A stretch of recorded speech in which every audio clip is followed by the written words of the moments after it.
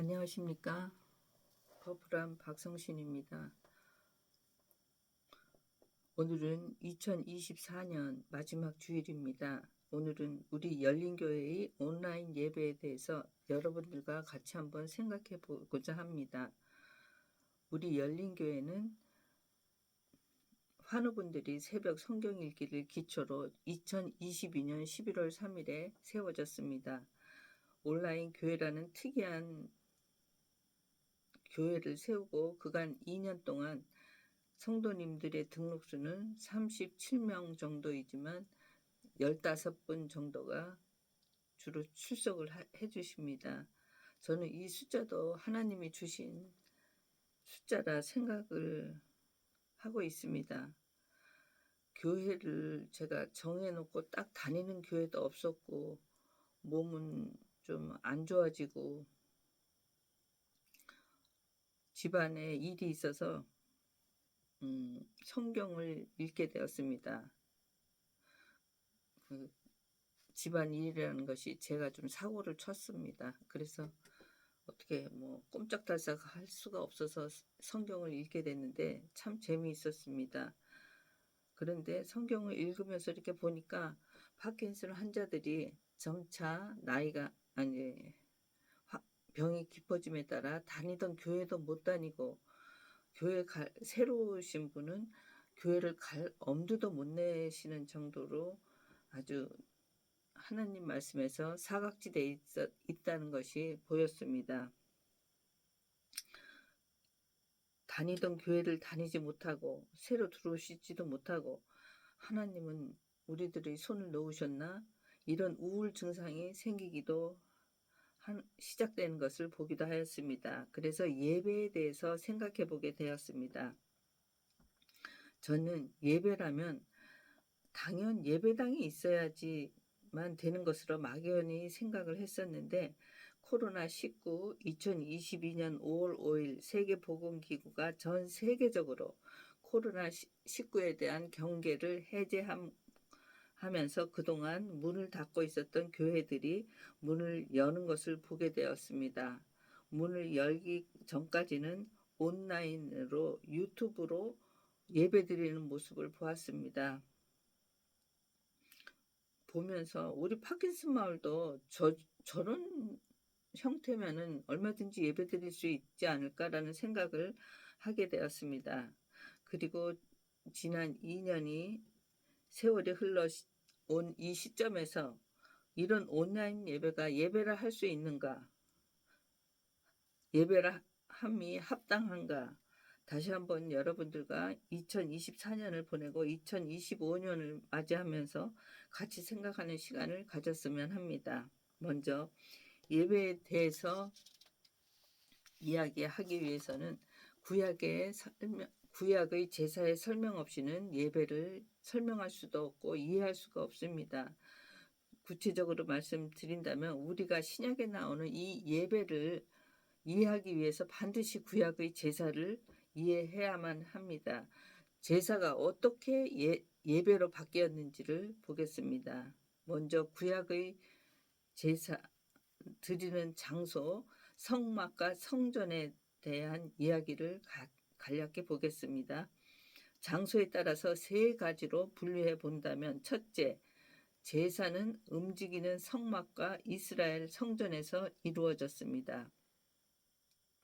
구약 출애굽기에서는 애굽에서 노예 생활 탈출 후 그들로 하여금 하나님께서는 광야에서 생활을 하게 하였습니다. 그 광야에서 하나님은 이들에게 성막을 만들게 하셨습니다. 백성들은 성막에서 그 광야 40년 동안 들고 다니는 성막을 가지고 광야 40년 동안을 그래도 계속 제사를 지내고 있었습니다. 그런데 이후에 이스라엘 민족이 가나안 땅에 들어가서 다윗이나 솔로몬 같은 왕정 시대가 되면서 솔로몬의 성전이라는 아주 으리으리한 성전으로 성막이 바뀌게 됩니다.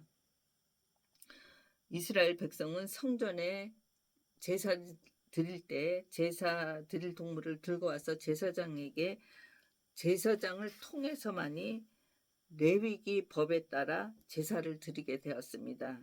이처럼 제사에 있어서 장소는 너무나 중요한 요소였고 제사를 위해선 특정한 장소가 요구되었습니다.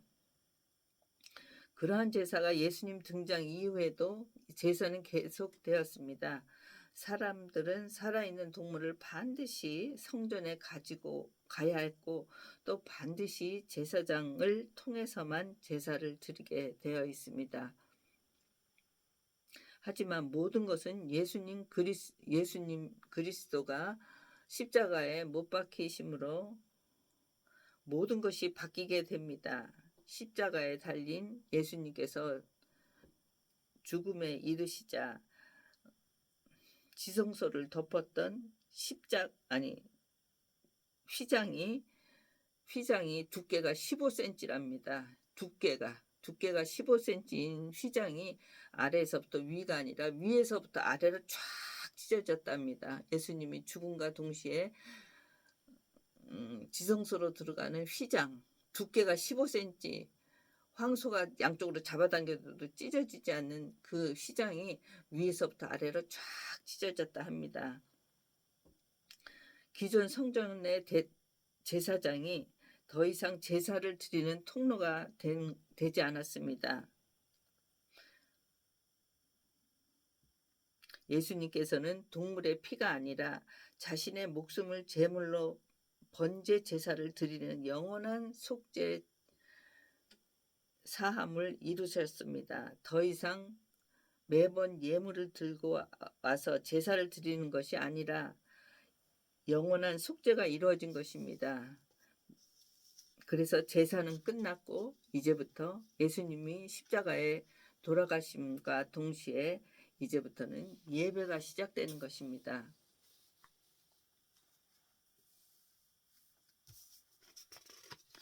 둘째,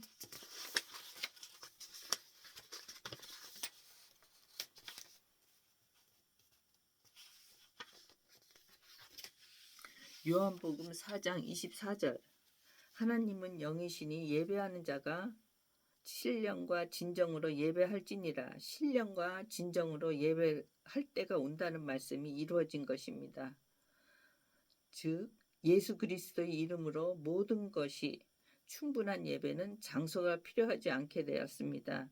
그리심산도 아니고 예루살렘 성전도 아니고 오직 영과 진리로 예배를 드리는 시대가 된 것입니다. 바울은 고린도전서 3장 16절에서 17절에서 너희 몸이 성전임을 이야기합니다. 다시 말해 우리의 몸이 성전 그 자체라는 것입니다. 예수님은 본인이 죽음 이후 성령을 보내줄 것을 약속하셨고 우리는 그 성령 선물을 받게 되었습니다. 우리 안에 성령이 거한다는 것은 우리 몸이 성전이라는 뜻이 되고 바울은 이 점을 직접적으로 이야기하고 있는 것입니다. 제사와 예배에 대해서 여지껏 우리는 예배는 오직 건물인 교회에서만 드릴 수 있는 것이지 유튜브나 온라인 등을 통한 예배나 가정 예배는 할 수 없는 거라고 생각했습니다. 그러나 앞서 구약의 성막과 성전에 대해서 이야기를 하면서 가능한 것이라는 것을 알게 되었습니다. 주의 영이 있는 곳에는 어디나 예배가 가능한 것입니다. 그렇다면 어디가 주의 영이 있는 곳인가 말입니다. 앞서 이야기한 바를 정리해 보겠습니다. 예배를 드릴 수 있는 장소는 첫째, 두세 사람이 모인 곳은 예배 드릴 수 있는 장소입니다. 마태복음 18장 19절 20절을 제가 읽겠습니다. 19절 진실로 다시 너희에게 이르노니 너희 중에 두 사람이 땅에서 합심하여 무엇이든지 구하면 하늘에 계신 내 아버지께서 그들을 위하여 이루게 하시리라. 20절 두세 사람이 내 이름으로 모인 곳에 나도 그들 중에 있느니라. 두세 사람이 내 이름으로 모인 곳에는 나도 그들 중에 있느니라. 그렇게 두세 사람이 모이면 예배를 드릴 수가 있는 것입니다. 둘째, 그 예배 드리는 장소는 어디냐면 교회입니다. 교회는 두세 사람이 모인 것의 대표적인 장소입니다. 우리는 신약에서 초대교회의 모습을 자세히 살펴볼 수 있습니다.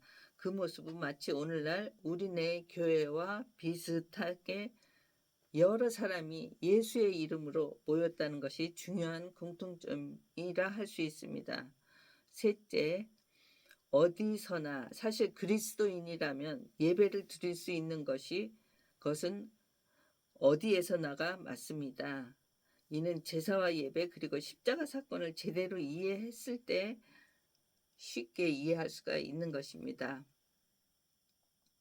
바울은 우리 몸이 성전이라고 이야기했습니다. 처음부터 우리 몸이 성전이었나요? 아니죠. 몸이 성전이 된 것입니다. 이유는 성령이 거하는 장소가 되었기 때문입니다. 정말로 이 사실을 믿으십니까? 성령이 내 안에 거하신다는 것을 믿으십니까? 그렇다면 일요 예배에 주일 성수라는 일요 예배에 참석하지 못하면 왠지 죄책감이 들고 그렇습니다. 이는 10중 8구가 교회 건물에서 반드시 실체적으로 참석해서 예배를 드려야 한다는 말씀이 기억에 남아있기 때문입니다. 물론 교회에서 함께 예배 드린다는 것은 너무도 복된 일이고 좋은 일이며 안전하고 올바르게 예배 드릴 수 있는 모범적인 장소이긴 합니다.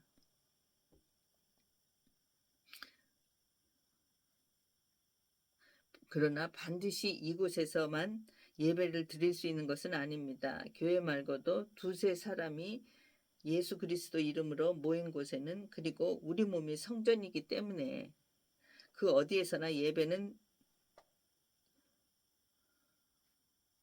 예수 그리스도 이름으로 드릴 수가 있는 것입니다.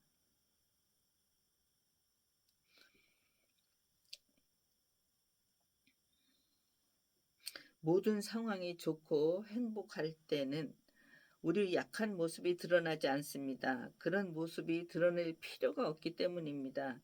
하지만 어려움이 닥치고 위기가 닥쳤을 때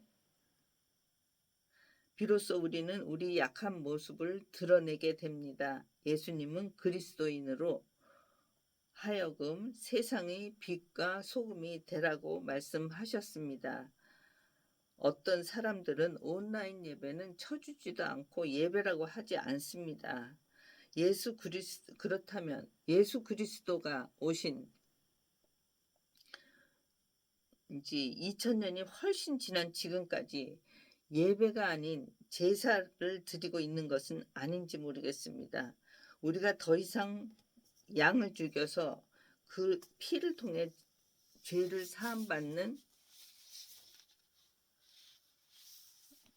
받지 않는 것도 피를 통해서 죄를 사함받지 않는 것도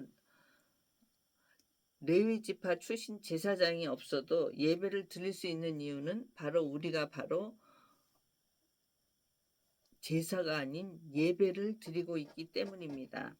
교회 건물에서 오르간 소리가 들으면서 드리는 예배나 노트북 앞에 앉아서 드리는 예배는 동일합니다. 교회에서 드리는 예배나 병상에서 누워 아픈 몸을 이끌고 라디오를 통해 듣는 예배도 동일합니다. 함께 모여서 예배를 드리는 기쁨은 비교할 수 없을 만큼 크지만 때와 장소에 맞게 우리는 그 기쁨을 잠시 내려놓을 수밖에 없습니다. 인터넷 예배도 진정한 예배입니다. 우리가 이러한 허물뿐인 예배 논쟁에서 벗어나 진짜 예수가 말했던 싸움을 했으면 좋겠습니다. 바로 세상의 빛과 소금이 되라라는 진정한 하나님의 말씀을 받는 진정한 하나님 자녀가 되시기를 축원드립니다. 감사합니다.